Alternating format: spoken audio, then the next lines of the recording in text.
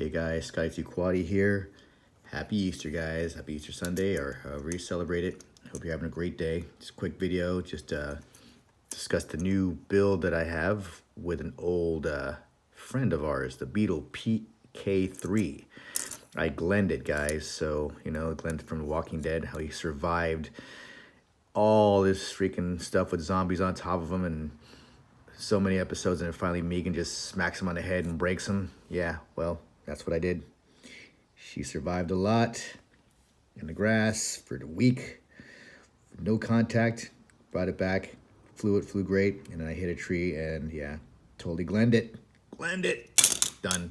So I replaced it with that frame that I was telling you guys about, the NIDICi XF3 that was on Amazon. They were an Amazon seller. And what I do like about this one is it completely covers everything, including my, I don't know if you can see this. Oh, you probably can't. Well, I have a decent size low ESR capacitor in there, but it really covers everything. And I opted to have the battery bottom mounted because on the top, I need a room for other things because I have another camera that's coming in. It's that Firefly V02 that shoots 60 frames per second, 1080p. So I have room to put that on top now.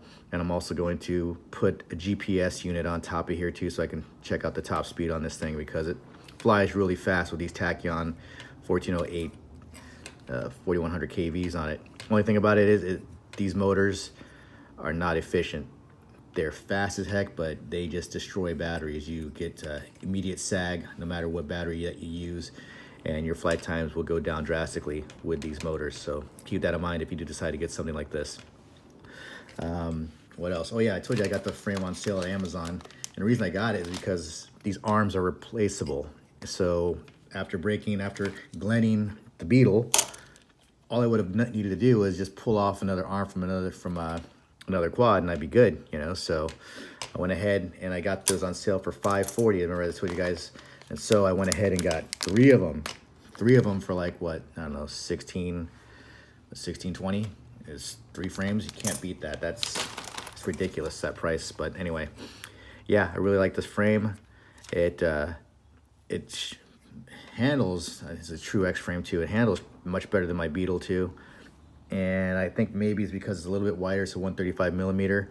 And I think maybe that has something to do with how fast those HGLRC 145s are going, because I think, just a thought, I think since it's a little bit wider, it's 145 millimeters, true X, it's probably getting more clean air going through it from the props, so it's helping it generate more speed. But that's my thought on it. So I think I'm getting more speed with this frame. It's a little bit lighter too. And what else? Yeah, I really dig this one, guys. I do recommend, if you want a cheap frame, to go to those guys on Amazon. It's NIDICi, and go ahead and check them out. That frame is pretty awesome. Also, flying these, I have a different antenna that I use for the back for the VTX. I use those lollipops, and I use something else. And for me, my experience, I keep breaking those things. You know, as soon as I hit something, it gets destroyed. So I had to go back to the dipole, and I watched one of Dutch RC's channels. He talks about using, you know, a dipole, even if you're using diversity, which I use the Skyzone V02s. That's my favorite goggles for myself right now. But I used the right-hand polarized antenna for it, and I didn't get as great a reception because this is a dipole antenna as I did when I switched back to a regular dipole antenna on my gear. Yeah, I lost a lot of the static, and I got greater distance on it. Really love these Skyzone 2s, guys. I mean, I don't really think it's necessary to get the most expensive headgear out there. As long as it gets the job done, that's all you really need. Because, yeah, I don't know how much more clear that you really need it. I mean, I can see everything almost, in my opinion, pretty much crystal clear with this thing, and I get great reception on it. And it's only $279 with diversity. If you go with something like a lot of the Fat Sharks, you know, you have to plan on spending a lot more because you actually have to buy the module separately. My receiver, right, my transmitter, I used to use a Taranis. I love this T12. Like I said, my mitts aren't that big. And this one, this T12 with the Hall effect gimbals is just awesome for me. I mean, very responsive. Does everything that my Tyrannus does.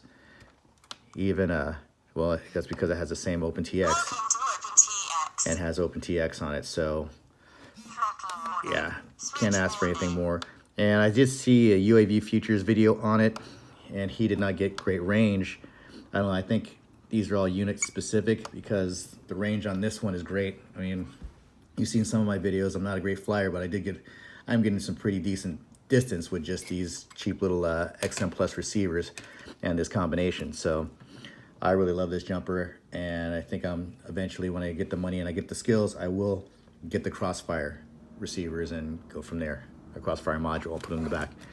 Batteries, I'm learning as a newbie that, yeah, they are not all the same. So this is a 4S, these Eagle batteries. I got them on Amazon, not Amazon, but eBay. They're absolute trash. I mean, they last about, for me, they last under a minute with this combination. Like I said, these motors are battery hog. But yeah, under a minute with these things. As soon as I get it up in the air, I'll hear dee dee dee dee, time to take it down. I mean, it's just horrible. I do not recommend Eagle batteries for most people. You're not going to be happy with them. But I got what I paid for. These were surprisingly efficient batteries, even with these motors. This is just a 3S battery, 650. What is this? What are they called here? XL Lipo RC. I saw a couple reviews on this with Frequent Flyer and a couple other guys. These are decent batteries. I get really good flight times. Surprisingly, for a 3S on my setup, I was getting 2.5 minute flight times, which, you know, I wasn't even doing that on 4S with my Eagles, you know. So, and I think maybe it has to do with the weight being so light, but I really like these batteries. I mean, it's good for, they're very affordable on Amazon. I think you can get them for like 11 bucks. So 11 bucks to stock up on these, and you can use these for your practicing, you know. So just a thought on that. Tattoo 45, what is this? 45C. This is the 850 milliampere batteries I've been using. These are decent. They're giving me decent flight times up to close to 3 minutes, and I just like punching it on my quad. So I think on my Tyro 79, I'm getting closer to 4 minutes, but with these motors being such a high KV, yeah, 2.5, 3 minutes, and you're doing good. And these batteries, they sag a lot, but they're decent. I mean, yeah, I get really good speed on them, and I don't know, I like them. I was really surprised because I just picked this up yesterday, and it could be because I don't have enough cycles through them. These GNB 850s with 70C. Saw a lot of videos on it. You see it, I got the date on it. Just got it yesterday as of this video, 3/19. Saw a lot of videos on it, and it says it's a really great battery for this. But I was surprised. I was getting almost as much sag on this battery as I was my Tattoo, which is 45C. And this one only gave me like 1.5 minute flight time. Could be the cycling. Like I said, I just got it yesterday, so maybe I have to throw a couple more cycles through it and hopefully get better distance on it, or better distance with better time. But excuse me, for the most part, I was pretty disappointed yesterday. So I'm hoping that future videos and future flights that this performs better. So anyway, that's what I have for now. I guess I can't wait to get the GPS installed. And those GPS units are only like $12. You can get them on Amazon. And yeah, I'm curious to see what those flight times are. Not the flight times, but the speed of this thing is. I'm thinking anywhere from when I did the speed as far as how fast it was going from point to point in the seconds. So it came out to about 75, 80 miles an hour. But that was flying close to the ground. And as you punch it and you're trying to stay level, you're not able to get the same amount of speed. So my camera tilt is almost 75 degrees. It's probably going to go a little bit higher.